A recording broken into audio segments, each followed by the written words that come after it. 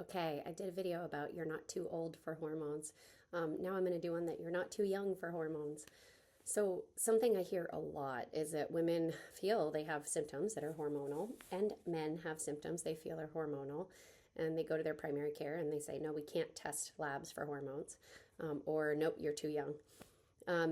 That statement is just insane to me, considering you could have hormonal issues at any age for a multitude of reasons.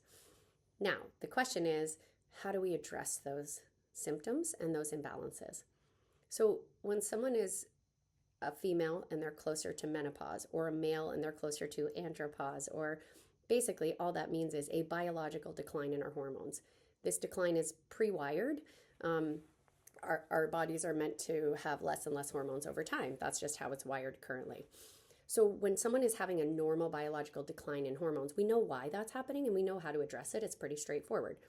Doing things to help the promotion of making hormones at that stage is not probably going to give us a lot of results because the body's just not wired to keep making hormones at that level that still feels good for our body. So that's that category. What I'm talking about now is someone who would fall between the cracks of hormone issues that are too young for what they think should be hormone issues in the conventional space. So what does that look like?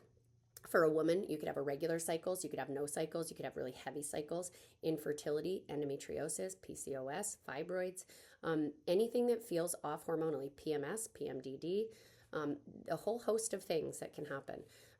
So we have a lot of reasons why these things might start happening at an earlier age. One is mental health, emotional health, things that cause more stressors in our lives. High fives on that. Are going to deplete the production of hormones. So if you grew up in a really stressful childhood environment, your body is going to prioritize the building blocks for stress hormones over here, make cortisol. But it's going to take it from over here, make progesterone, testosterone, estrogen. So you have this series of building blocks and they're going to get prioritized. So that's one reason someone might have low hormones. That's male or female. That happens with testosterone, it happens with progesterone. Those are the most sensitive for males and females. Another reason you might have hormonal imbalances at a young age, and it could be more than one thing. Maybe you grew up near somewhere that has a lot of toxins or heavy metals or fumes or mold, that kind of thing.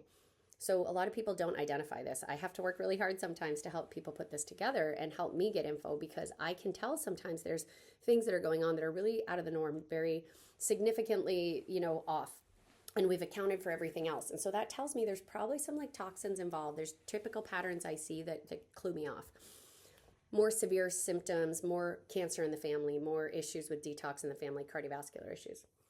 So if you grew up near somewhere where it had like apple orchards or farms near you, just near you, we know that people who live on a golf course have an 800% increase in Parkinson's because of the toxins they use on golf courses. So I bring this up to say, you can be right in the heart of it, but also people who live within 6 miles of a golf course have like a 500% increase.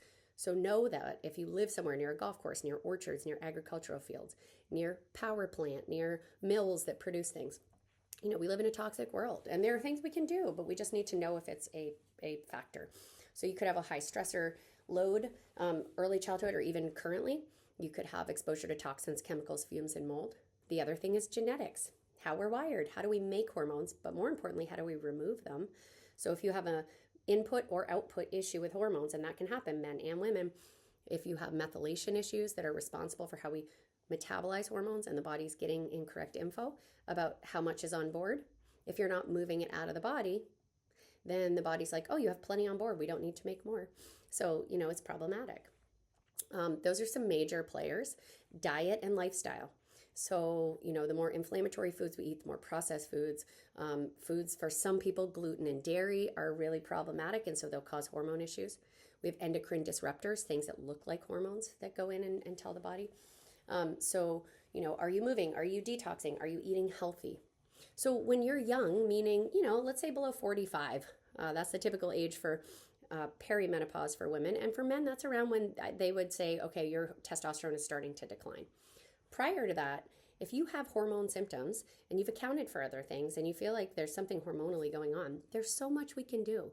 Now, if you're younger, meaning your pathways still might be set up to release hormones, that's great. We can actually work on the upstream to get your body in a place where maybe it produces more on its own. So that's one option. The other option is that some people, for very valid reasons, might still benefit from hormone therapy. I have lots of young men and women on hormones that are benefiting because they have significant issues around genetics and stressors and toxins that might have come up, that they just are not able to kick back over and produce their own amount of hormones. And we know that when women and men have better hormone levels going into these ages where they decline, they have better health outcomes. So for men, better testosterone looks like better cardiovascular health, better mental health, better cardiometabolic, your weight and metabolism and how you replenish and recharge.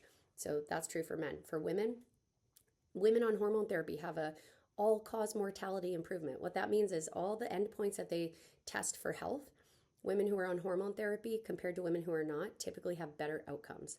So I say all of this to say there's nothing wrong with hormone therapy, but if we don't need to use it and we can get to the upstream cause at a younger age, that's great.